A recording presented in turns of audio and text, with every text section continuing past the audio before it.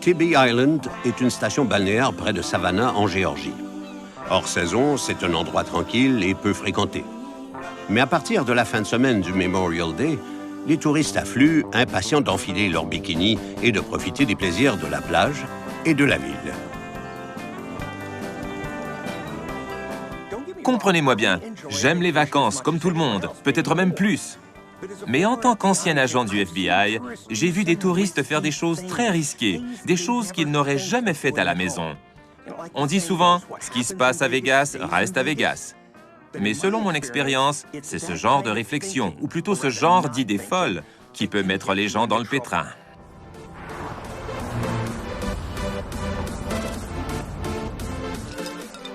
Dans les bars de la ville, les gens font la fête jusqu'aux petites heures. C'est le cas de Carrie et Mike, qui sont venus à Tybee Island pour y passer leur longue fin de semaine. Ils se sont rencontrés au travail un an plus tôt. Après un mois de fréquentation, ils ont emménagé ensemble. Cette escapade est leur premier voyage de couple. D'accord. Mais peut-être. J'ai hâte. Ils se connaissent à peine. Ils sont ensemble pour la première fois dans cette ville parfaite pour faire la fête. Ça pourrait donner des résultats assez déjantés.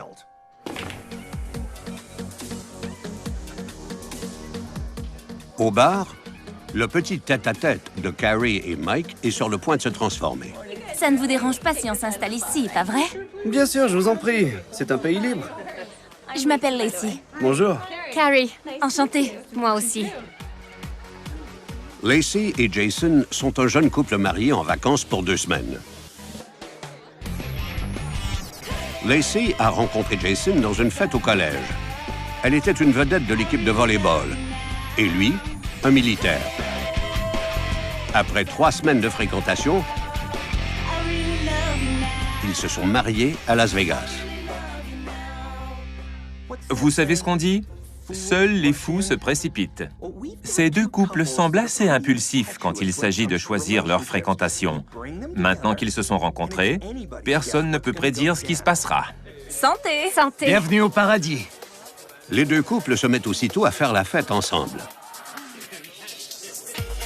Quelques heures et plusieurs verres plus tard, ils s'amusent comme s'ils se connaissaient depuis toujours.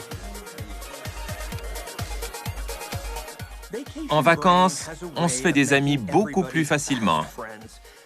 Bien sûr, l'alcool aide beaucoup à tisser des liens. Mais il aide aussi à faire baisser les inhibitions et à émousser les sens. Disons simplement que notre jugement n'est pas toujours le plus éclairé. Ça vous dirait de partir d'ici? L'heure du dernier verre approche, mais Lacey et Carrie ne sont pas prêtes à aller se coucher. Allons à notre condo. Allons-y. C'est la meilleure idée que j'ai entendue. Lacey et Jason ont loué un condo en bord de mer dans l'un des complexes les plus chics de Tybee Island. Hé, vous deux, Elle nous photographie. prenez une photo de nous. D'accord, d'accord, d'accord. Donne-moi. J'y vais. Vas-y. Souriez. Vous êtes magnifique. Super, voilà. Fantastique. Belle bague. Merci. Merci beaucoup.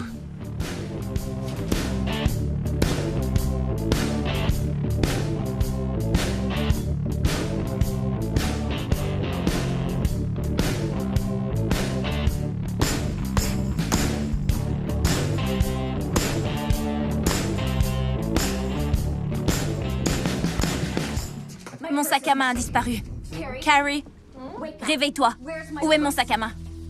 Qu'est-ce que tu veux dire? Il a disparu. Et mon bracelet était dedans. Il vaut 8 000 $. Je t'ai vu le regarder au bar. Je l'ai vu. Tu l'avais au bar. Jason, elle a volé mon sac à main. Allez, lève-toi. Je ne l'ai pas volé. Regarde dans tes poches. Je ne vais pas regarder dans mes poches. Je n'ai rien sur moi. S'il a disparu, on va t'aider à le retrouver. Ça va. Mon bracelet. Non. J'ai vu que tu le regardais au bar. On n'a rien fait. Ça va. Tu m'en as parlé. Je sais que tu l'as volé. Où est-il? Je l'aurais jamais volé. Lacey, calme-toi. Ne me dis pas de me calmer. Mais 4 parfaits inconnus aux facultés affaiblies. Super. Libérés de leurs inhibitions, ils sont tous très émotifs. Le terrain devient très glissant. Impossible de savoir ce qu'ils vont faire ni quelles sont leurs véritables intentions.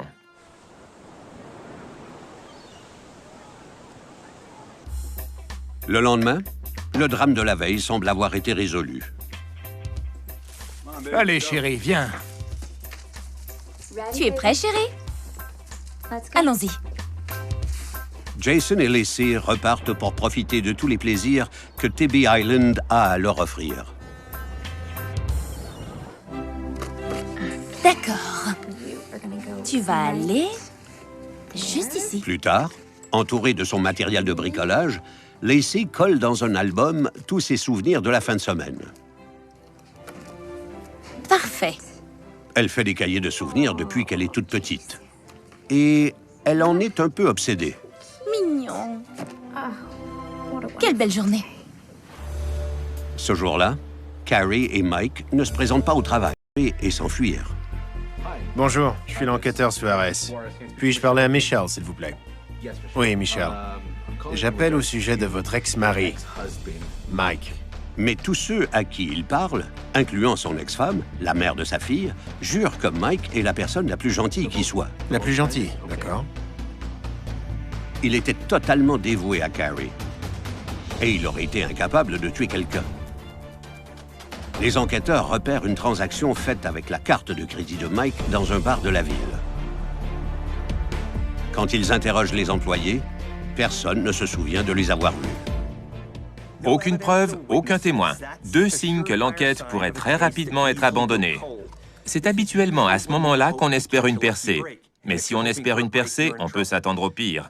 Car s'il y a une chose que j'ai apprise durant ma carrière, c'est que les percées arrivent principalement quand le tueur devient frondeur et qu'il commet une erreur. Ce sont peut-être des criminels, mais ce ne sont pas des génies.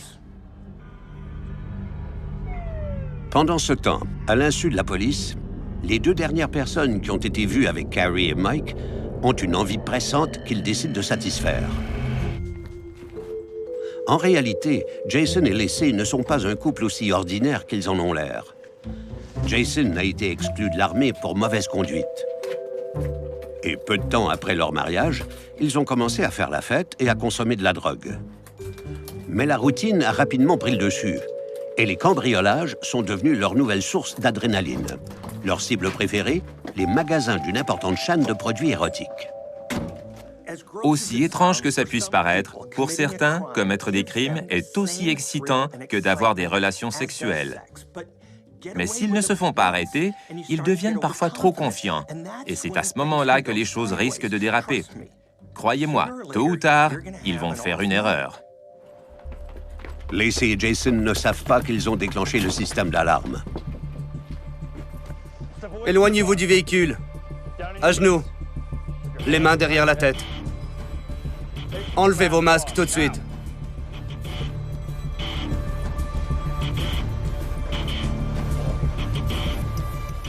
Prise sur le fait, Lacey est victime d'une crise de panique.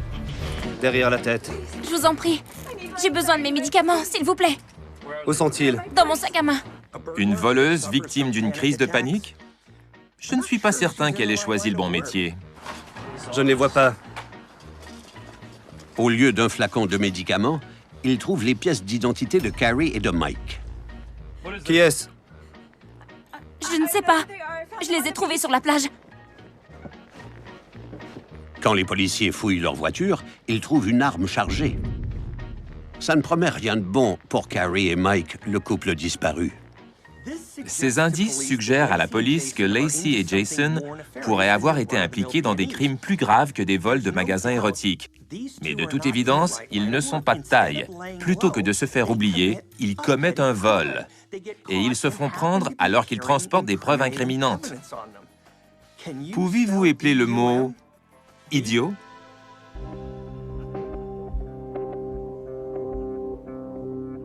Les enquêteurs soupçonnent Jason et Lacey d'avoir kidnappé Carrie et Mike, étant donné ce qu'ils transportaient quand ils se sont fait arrêter.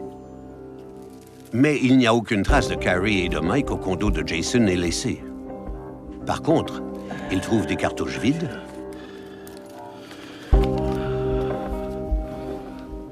une porte manquante dans une chambre,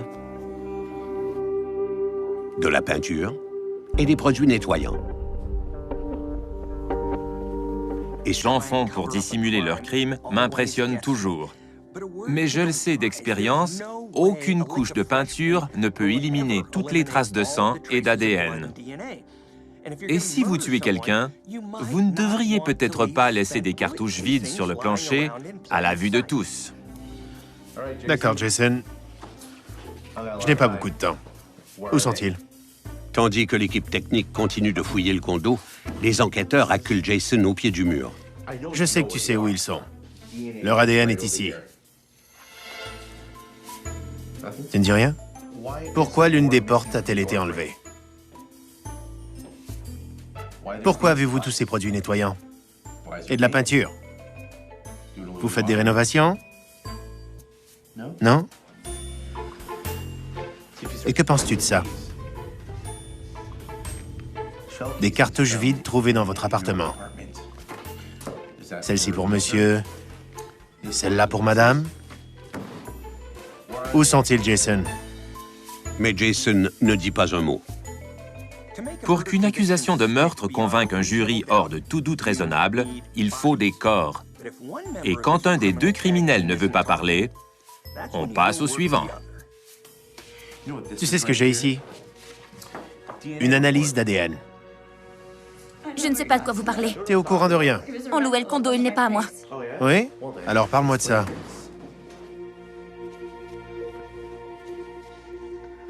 Des cartouches vides trouvées dans l'appartement. Celle-ci et celle-là. Dis-moi où ils sont. D'accord? Maintenant, c'est toi contre Jason. Tu dois nous dire la vérité. Les enquêteurs font une proposition à Lacey. Ils réduiront sa peine si elle leur dit ce qui s'est passé.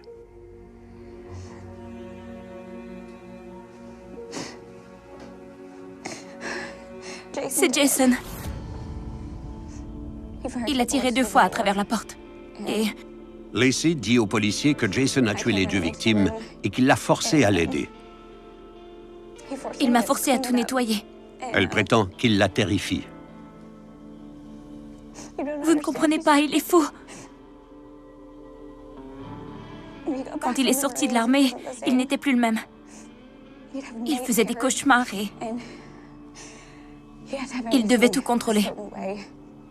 Et il m'a acheté une arme pour que je me protège. Réveille-toi. Lacey, je t'ai acheté quelque chose. Viens, lève-toi, tu es prête? Tu veux voir c'est quoi? Prends-le. Non. Prends-le! Il est devenu obsédé par l'idée de faire un meurtre. Il envisageait de tuer des inconnus de façon aléatoire. Le fait de ne pas avoir de mobile diminue les chances de se faire arrêter. Il voulait que Lacey le fasse avec lui. Tu aimes ça? Tu adores ça, pas vrai? Oui, Il est à nous maintenant. d'accord. Je t'aime. Mais j'avais peur de devoir l'utiliser contre lui. Il n'est pas inhabituel de voir une victime d'abus avoir peur des représailles de son mari. Et Lacey a dressé un portrait assez convaincant des raisons qui auraient poussé Jason à s'en prendre à Carrie et à Mike. C'étaient de parfaits inconnus. Il est assez facile d'imaginer qu'il a planifié ces meurtres. Je t'ai donné l'occasion de nous dire la vérité, mais ce n'est pas grave. Lacey t'a dénoncé. Quand les enquêteurs lui disent que Lacey l'a accusé, il décide de rompre le silence. Elle est folle. Elle est complètement folle. Jason raconte aux policiers qu'après leur mariage, Lacey est devenue de plus en plus jalouse et possessive, et qu'elle a voulu qu'il cesse de voir ses amis de l'armée. Salut, chérie. Elle faisait même des crises quand il rentrait tard le soir. Où est-ce que t'étais? Où est-ce que t'étais, Jason? Au travail? Au travail, à 7 heures. Tu aurais pu m'appeler. D'accord. Tu étais avec tes amis, c'est ça? Un peu, on parlait, c'est tout. Tes amis dans l'armée? C'est avec eux que tu étais? Chérie, je suis désolé. Qu'est-ce que je t'ai dit à propos d'eux? Je ne veux plus que tu les vois. Je sais, je suis désolé, chérie. Ne me touche pas. Je n'étais pas là quand c'est arrivé. Je dormais dans la voiture. Je n'ai même pas entendu les coups de feu. Quand je suis rentré, ils étaient déjà morts. Elle paniquait. Oui, j'ai aidé à démembrer les corps. Jason prétend que Lacey est la meurtrière.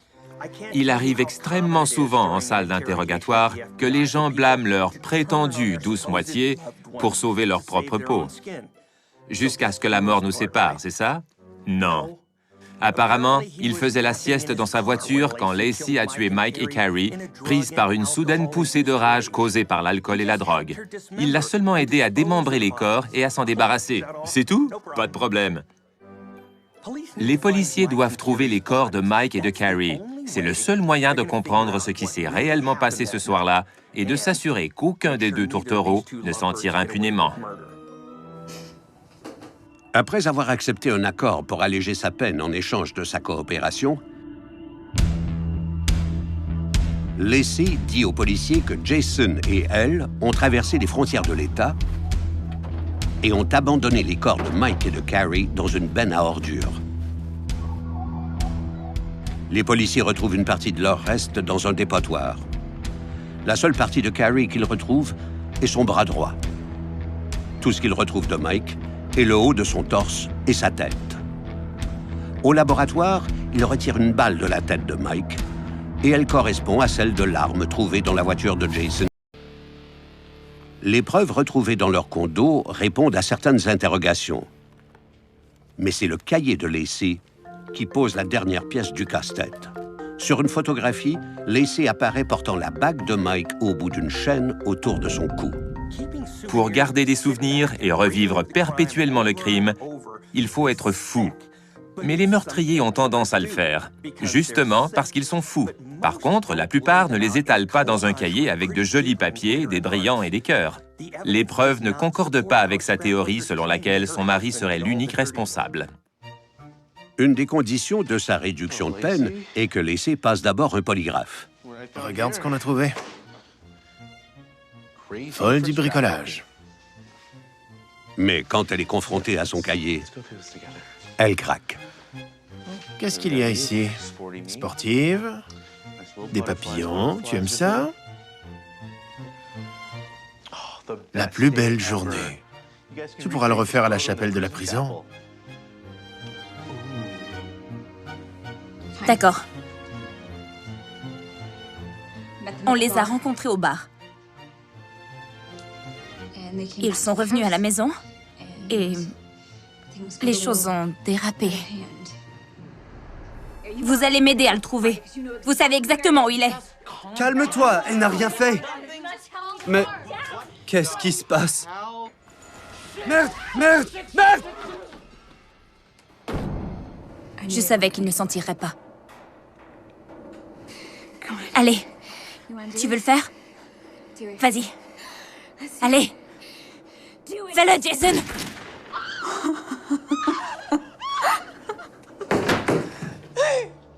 Tu es un monstre! S'il te plaît!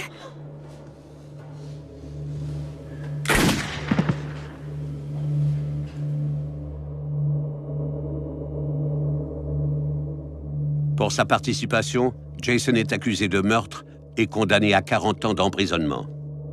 Lacey, quant à elle, est accusée de meurtre au premier degré et condamnée à la prison à vie, plus 25 ans. Ce qui m'étonne avec ce meurtre est que ces deux couples ne se connaissaient même pas. Carrie et Mike étaient simplement au mauvais endroit, au mauvais moment. Lacey et Jason ne sont pas des meurtriers ordinaires. Ils ont commis des meurtres simplement pour sentir la poussée d'adrénaline. Quand la drogue et la fête n'ont plus suffi, ils ont commencé à faire des vols pour compenser. Et quand ça non plus, ça n'a plus suffi, ils ont décidé de tuer pour le plaisir. Ils avaient besoin d'une dose plus forte. Pour eux, l'incident au complet a été un jeu. Ils n'avaient aucun remords. Leur seul mobile était l'adrénaline et l'excitation de ne pas se faire prendre. Ils ont fait ressortir ce qu'il y avait de pire chez eux. Elle était la dynamite et il était l'allumette. Le feu de la passion est éteint, mais au moins Lacey a pu continuer ses cahiers. Ma vie entre les murs.